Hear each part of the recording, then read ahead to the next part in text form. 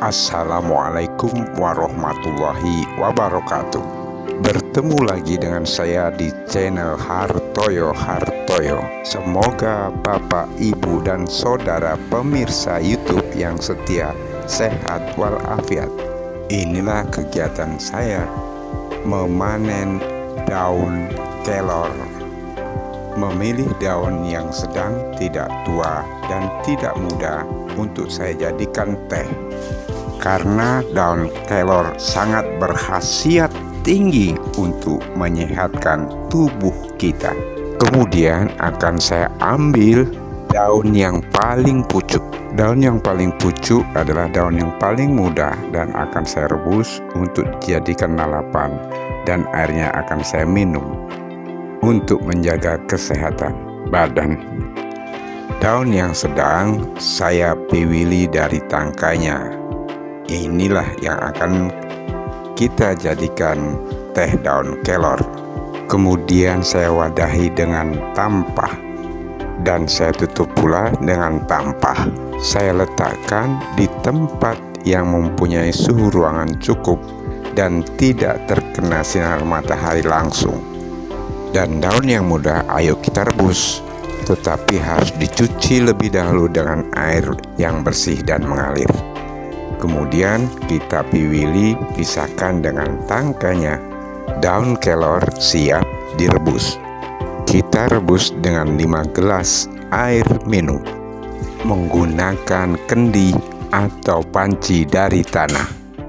Rebus sampai mendidih hingga airnya tersisa setengah bagian. Kemudian kita angkat dan disaring. Ambil airnya dan daunnya. Daun yang sudah direbus siap untuk lalapan saat makan, dan airnya siap untuk kita minum. Saudara, kita sudah selesai merebus daun kelor untuk jadikan lalapan dan sudah pula selesai membuat minuman dari daun kelor. Dan selanjutnya ikuti saya melihat daun kelor yang kita buat teh beberapa hari lalu. Tetapi sebelumnya saya minta bantuan Bapak, Ibu, dan Saudara sekalian, kiranya dapat menekan tombol like dan menekan tombol subscribe jika yang belum subscribe, dan kemudian komen, juga bagikan atau share kepada rekan-rekan. Juga jangan lupa aktifkan tombol loncengnya agar video kami selalu ada di ruang Bapak, Ibu, dan Saudara sekalian. Terima kasih.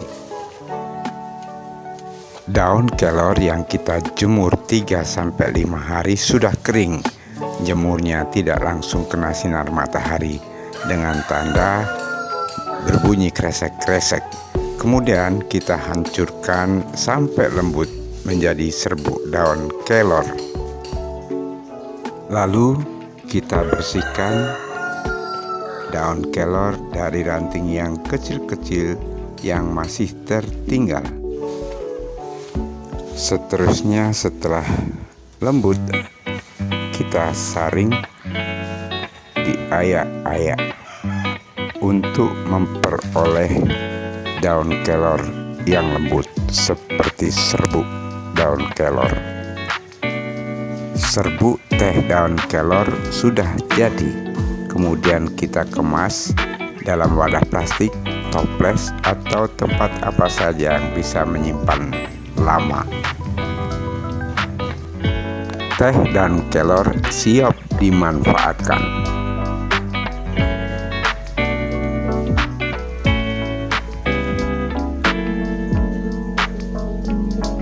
Selanjutnya ayo kita buat teh dan kelor yang sudah kita buat bersama dengan cara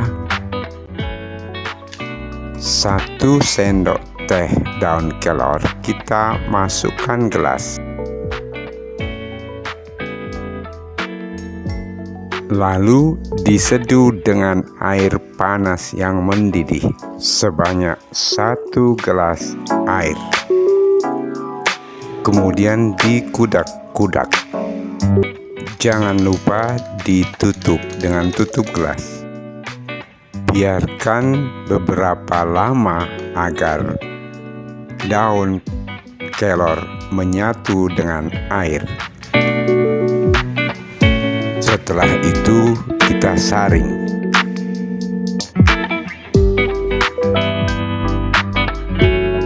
Dan saya tambahkan madu 1 sendok makan. Lalu dikudak-kudak juga. Teh daun kelor bermadu siap diminum.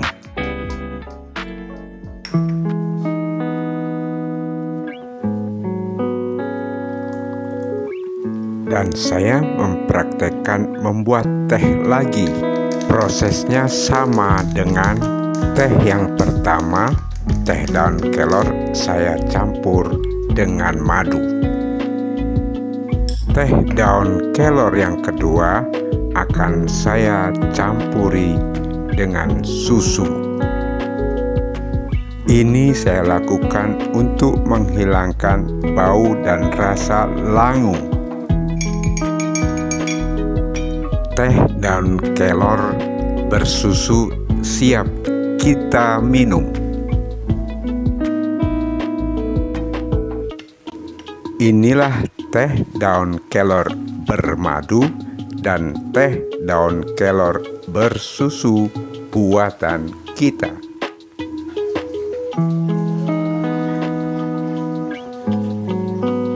Saudara, daun kelor sudah populer sejak dahulu kala dari nenek moyang kita. Hanya sebatas sebagai pengobatan penyakit saja. Seperti di keluarga saya. Dahulu saat saya kecil, di lingkungan saya atau di kampung saya ada wabah penyakit cacar. Dan saya terkena penyakit cacar. Saat terkena penyakit cacar, kami tidak boleh mandi. Bagian yang tidak kena cacar dikompres dengan rebusan daun kelor. Setelah cacarnya sembuh, kami memandinya dengan rebusan daun kelor. Orang tua bilang agar bekas luka penyakit cacar tidak membekas.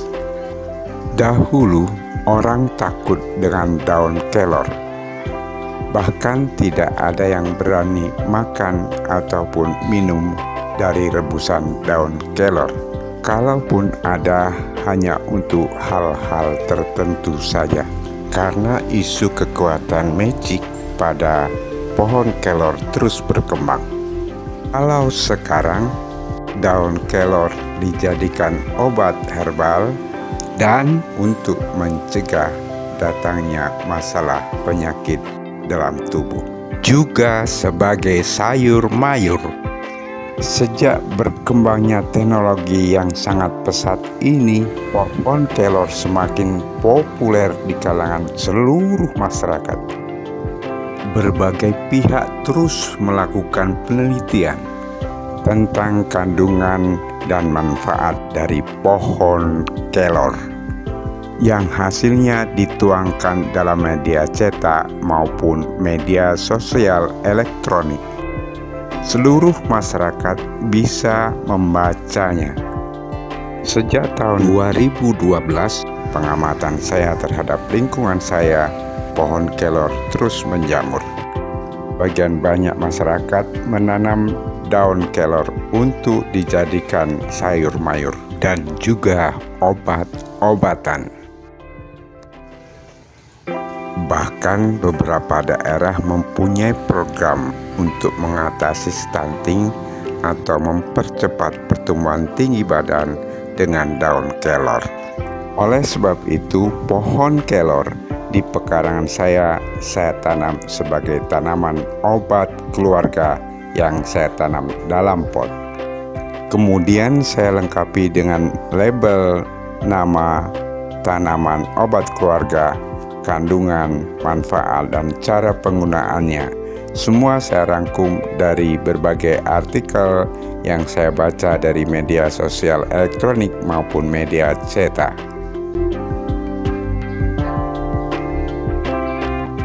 Saudara, ayo ikuti saya untuk melihat tanaman obat keluarga saya tentang pohon kelor.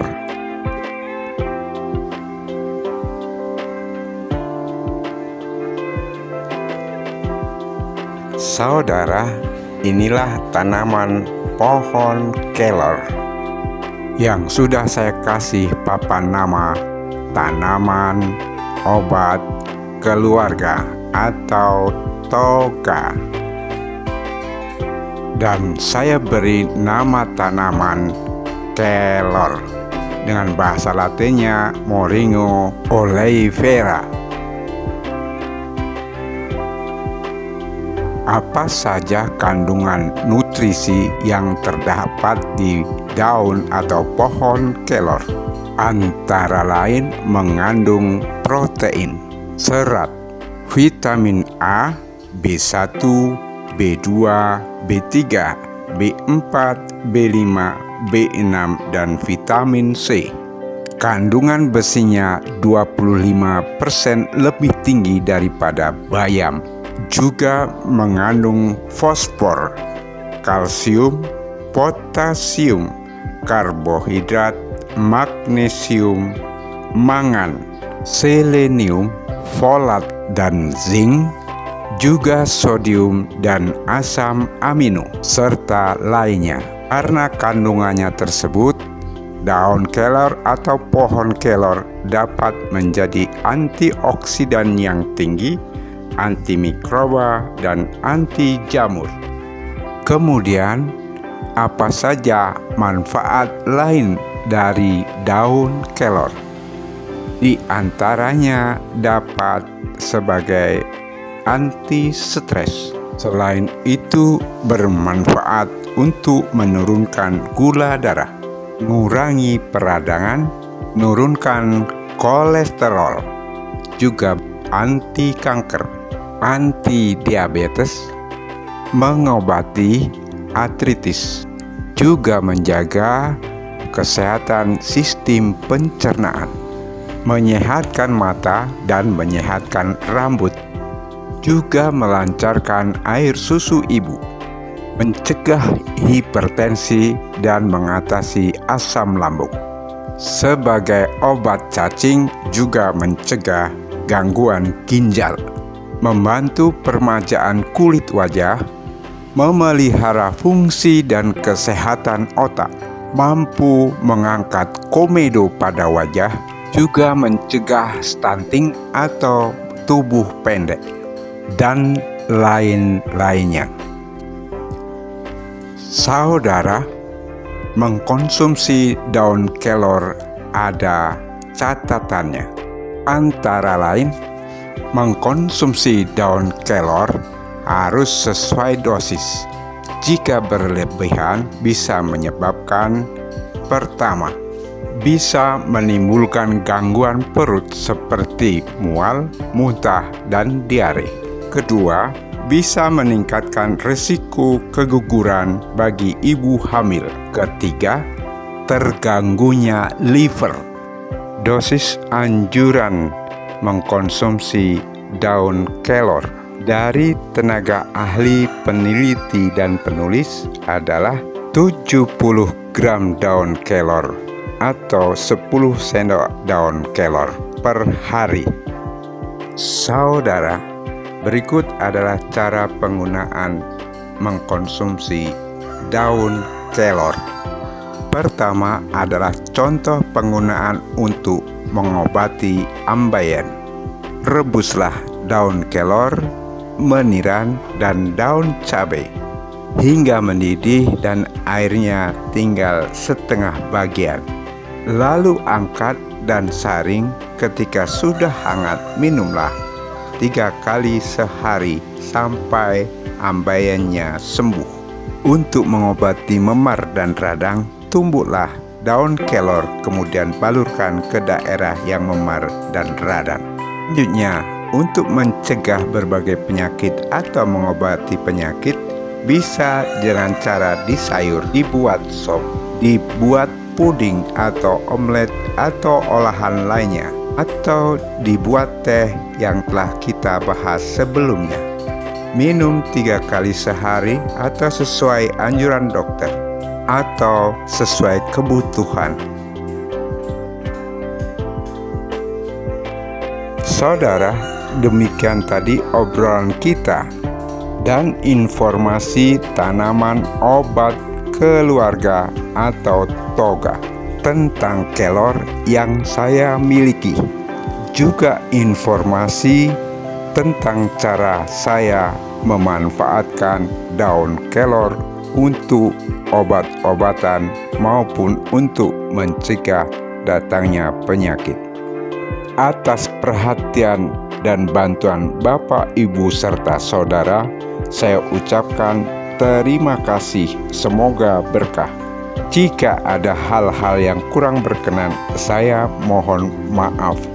Insya Allah kita dapat bertemu kembali di video berikutnya dalam keadaan sehat walafiat.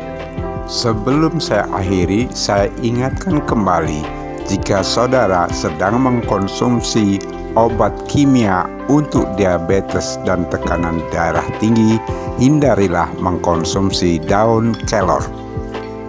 Wassalamualaikum warahmatullahi wabarakatuh.